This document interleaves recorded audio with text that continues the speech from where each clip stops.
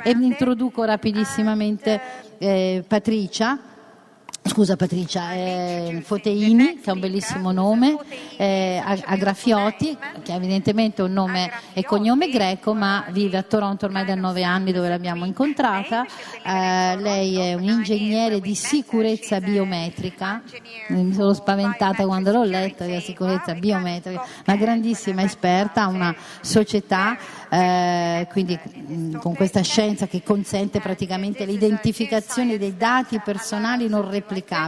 Ma comunque questo utilizzo della biometrica connesso a tutto un discorso di tecnologie, sensori e quant'altro stanno delineando una dimensione dove privacy, sorveglianza, eccetera. Adesso vorremmo capire con lei, che è una grande esperta ed è capo di una società che di Architect si chiama, che ha sede a Toronto, ha sviluppato dei sistemi interessantissimi di riconoscimento delle personalità, eccetera. Quindi ha fatto delle ricerche, ha uno staff di ricerca molto forte nella sua società, di aiutarci a portarci avanti con lo sguardo su questi temi del futuro rapporto uomo-macchina in termini di riconoscimento, in termini di osservazione, per poi ritornare dopo con l'aiuto di Ziccardi e di Lawrence Lessig, che nel frattempo starà arrivando, su altri aspetti e problemi che vanno anche nella direzione della forme di controllo, di trasparenza, di democrazia futura. Foteini, e che è il suo nome, Agrafioti. Prego. Hello, can you guys hear me? Yes. Good. Well, thank you for coming here today. I would like to share with you our vision for the future ways of living using emotional intelligence. So what will the world look like if computers know how we feel? Take a step back and try to imagine this for a second. What would it look like if your computer knew that you had a bad day? Perhaps you got stressed at work, or perhaps you had to line up for a long time to apply for a driver's license, and you got annoyed. What if there was technology that would automatically detect how you're feeling the moment you entered your home? What do you think your home would do for you if it knew that you were stressed, or sad, or just you had a difficult day? Well, for one, it would adjust the temperature, perhaps. It would create a nice environment for you to relax. It would also dim the lights. And it would choose a nice song to play on the radio that is good for you to relax as well. And at the same time, in the bathroom, your house would be running a bubble bath for you to jump in and enjoy the rest of the day. A dashboard on your screen would say that your sister is looking to talk to you. Your home has notified your sister that you're having a difficult day. She's the one that knows how to make you feel better.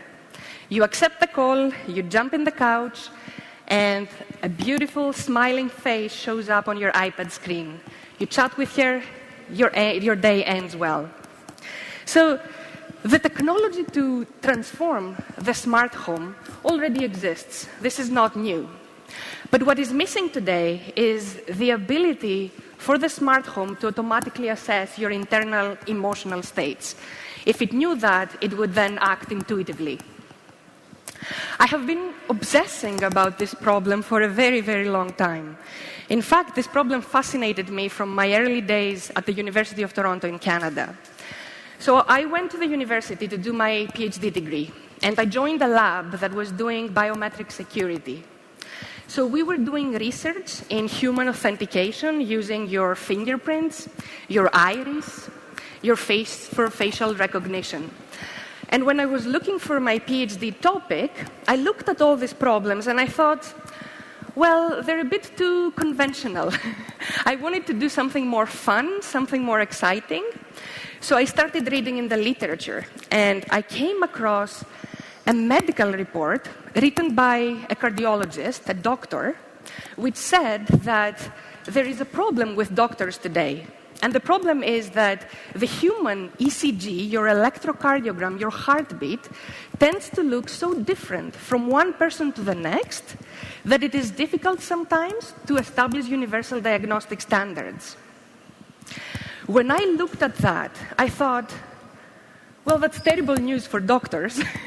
But for me, as a biometric scientist, it was an interesting opportunity to explore the very same idea for biometric authentication. Could I possibly recognize people based on their heartbeats? This was a risky and pretty challenging problem. And it was risky because I was doing a degree at the time. So I could spend 5 to 10 years trying to prove that each one of you has a unique heartbeat, and then at the end of it to prove that you don't have unique heartbeats. So I would have to go back to my professor, apologize, start my research from scratch. I would never graduate. So it wasn't a good plan. Also, when I told my traditional Greek mother about the kind of research that I was doing, she gave back to me saying, and if you specialize in recognizing people from their heartbeats, who is ever going to hire you? Are you ever going to get a job?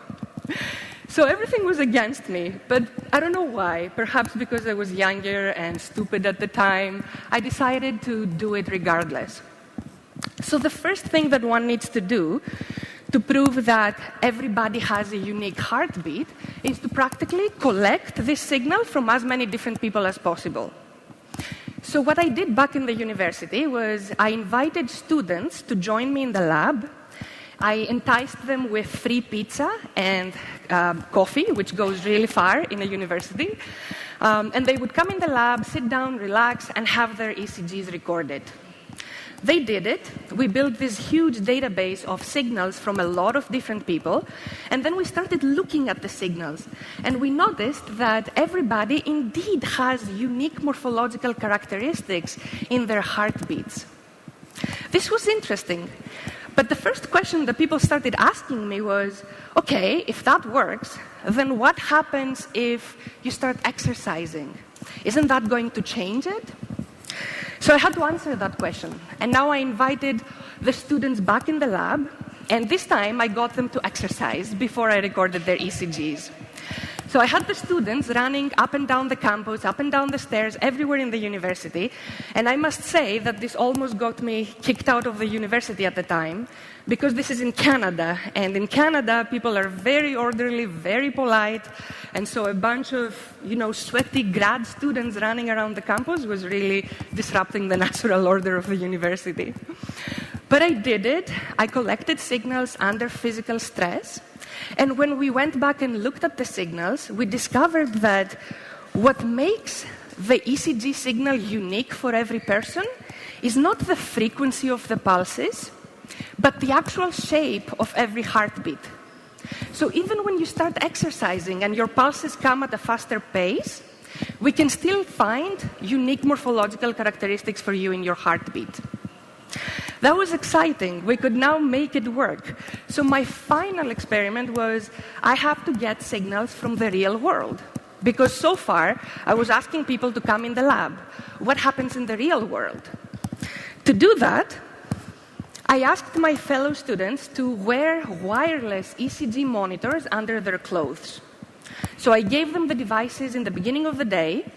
They would wear them throughout the day, and I would take them back at the end of the day. So throughout the day, they would have the normal daily activities. So they would go to classes, they will meet their professors, they will hang out or go for lunch.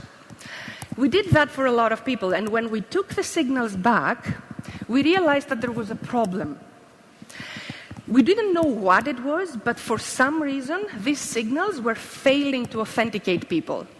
I was so upset at the time, I cannot even describe to you how much, because we had established the technology on a huge database of people, and then the first time that we were testing it on real-world signals, it was failing. I went back to the students. I asked them, what did you do different? You must have done something today. And they said, no, we had a normal day. There was nothing wrong with what we did today. I sat on this problem for about 2 months. And then it hit me. The one thing that I can control in the lab and which I cannot control in the real world is how people feel.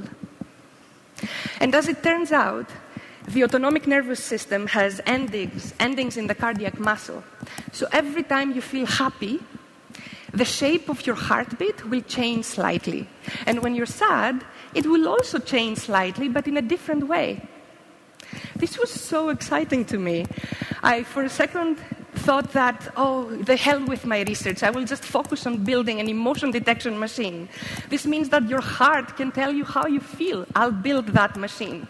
So I thought of stopping my PhD research at the time, and I went and saw my professor, and I told him my plans. He gave me a look like this one. He really did not like the idea. So he forced me to continue to focus on making the authentication system work, and I'm glad he did. I put it at the back of my head that at some point in the future I would get back to this problem and try to build that system. Not only did we build it, I spent the last 2 years in the university trying to erase emotion from the human heartbeat so that we can authenticate people using that signal. We built it and created a product out of it. It's called the NIMI wristband. It's a wearable device which you put on in the beginning of your day. It looks like the Apple Watch. And when you put it on, it picks up your heartbeat and authenticates you.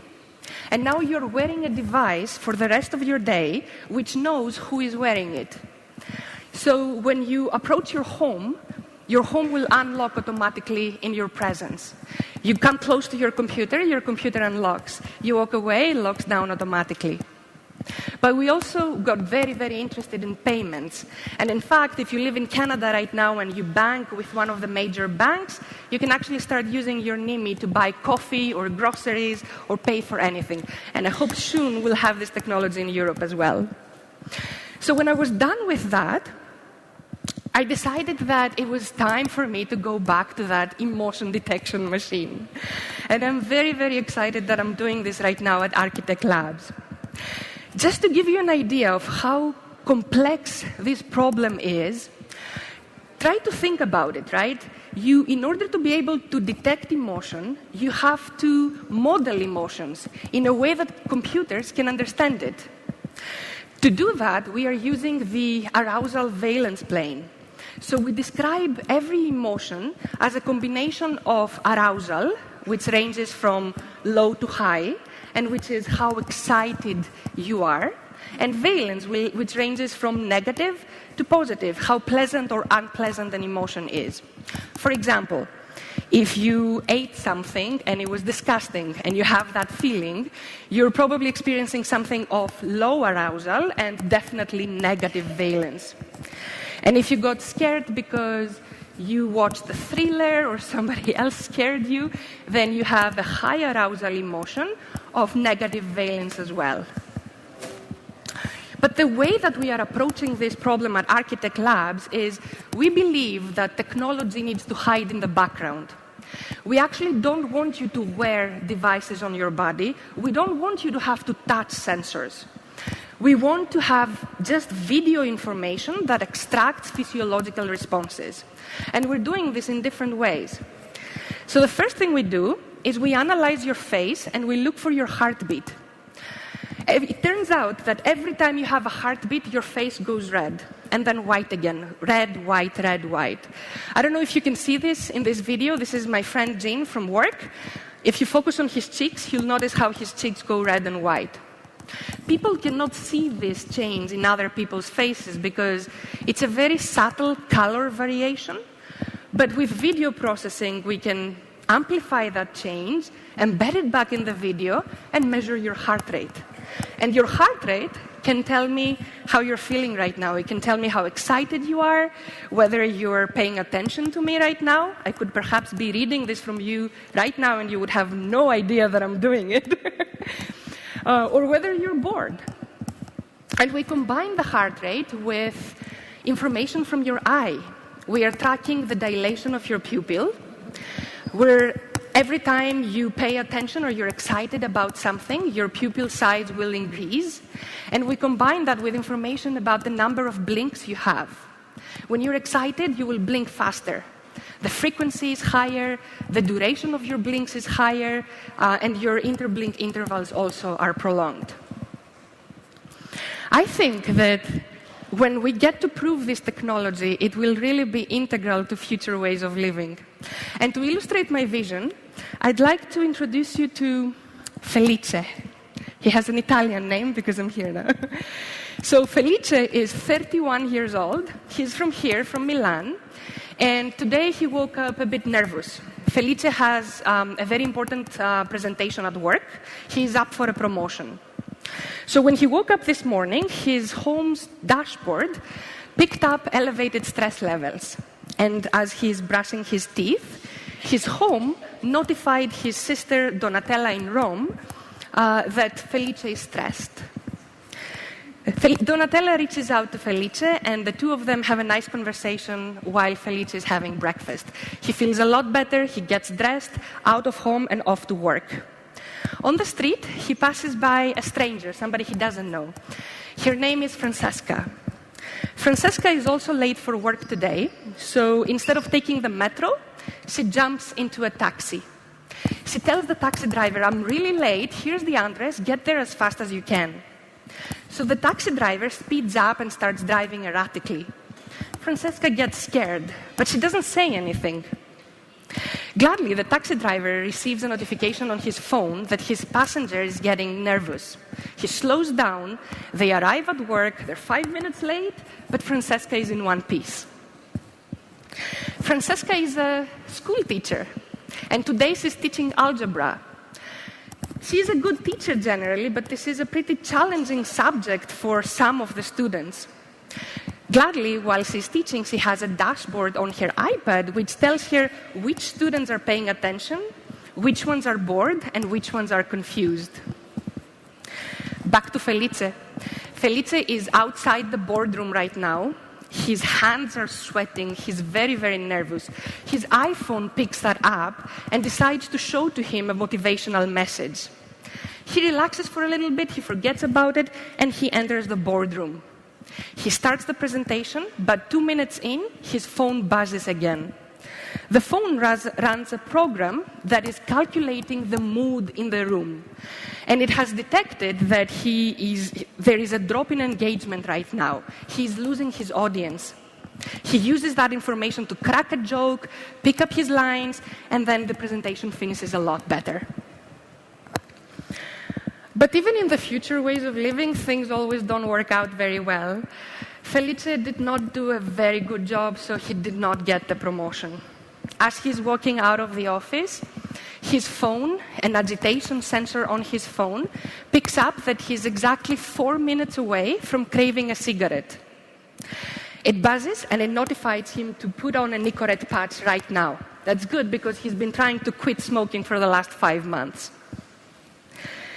Back to Francesca. Francesca is feeling great today. She goes home and she's planning to go out for drinks tonight.